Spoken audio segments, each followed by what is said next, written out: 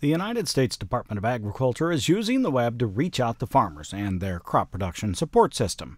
The agency hopes to help them maximize crop returns through the delivery of timely, reliable, and useful IPM or integrated pest management information and tools.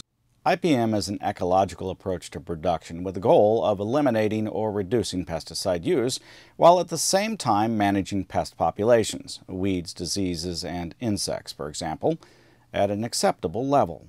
The information delivery platform is the web. In this case, we're dealing with legumes, specifically common beans, cool season legumes, and warm season legumes. So, the address of the website is legume.ipmpipe.org. That's legume.ipmpipe.org. It might be easier just to visit ipmpipe.org and then to click on Legume. In either case, PIPE stands for Pest Information Platform for Extension and Education. Well, the very first thing to do when visiting any of the ipmPIPE websites is to shut off your pop-up Windows blocker. Now let's go explore. The Legume site opens to a page familiar to those who have already used the soybean rust version of PIPE. There's an interactive map of the United States in the middle of the page and a national legume commentary just below it. The commentary summarizes field observations gathered by extension specialists, researchers, and IPM coordinators. There's a drop-down menu on the top right side of the page. It offers a choice of legume crops and sometimes a series of available pests. Just above the map, in the center of the web page, there is a set of navigational tools. These allow you to zoom in and zoom out from a particular area. Zoom into the county level and then click the eye located next to the question mark on the navigational tools, and you'll be presented with local observations if any are available. Clicking on any of the diseases or pests listed in the report will link you to the Bugwood Digital Library, where images of many of these diseases and pests are available. You may also find the pathogen and pest list by clicking the eye and then clicking on any colored county on the large U.S. map. When the big map is up, clicking a state without clicking on the tools first will open a new page with commentary from that state. There is a calendar on the left-hand side of the page. It's possible to choose a date in the past to review the available information from that point. On the subject of information, just below the calendar is a series of informational links. You can use them to pull up the U.S. commentary with just a click of the mouse, if you'd like to review it again.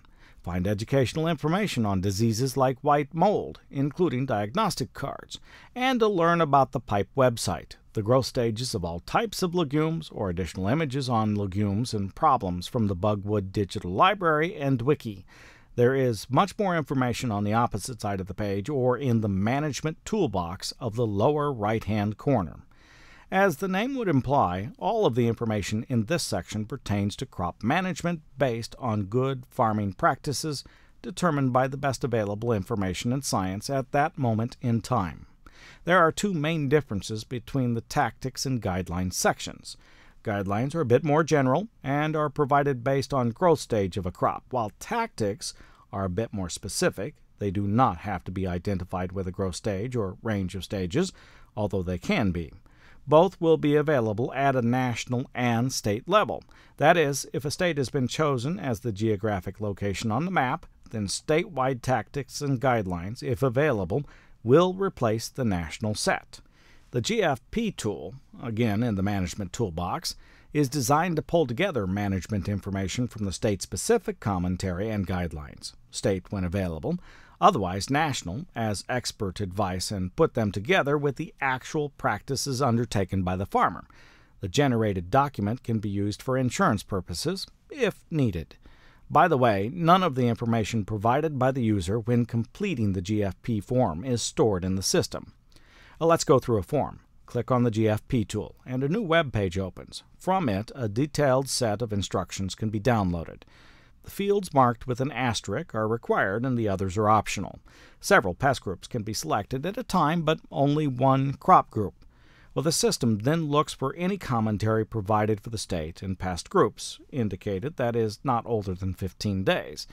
This is independent for crop group selected. Once the user clicks Next, the system looks for guidelines specific to the crop, pest group, and crop growth stage selected by the user on the previous page. If state-specific ones are available, those are displayed. If not, then the national. If neither state nor national are available, a user will see a message that says, "No guidelines are available." A user then has the option to indicate the specific practices undertaken and/or list advice from other sources. If a user then wants to save all the information for his records, he would choose View Report, which will generate a PDF document that can be saved. Again, this document can be used for insurance purposes. Information on all the PIPE websites is fluid and it changes with the seasons and the science. The sites meld the two to provide farmers and their agriculture support network with timely, reliable, and valuable integrated pest management information and tactics. You may visit the Legume version of ipmPIPE at legume.ipmpipe.org. I'm University of Illinois Extension's Todd Gleason.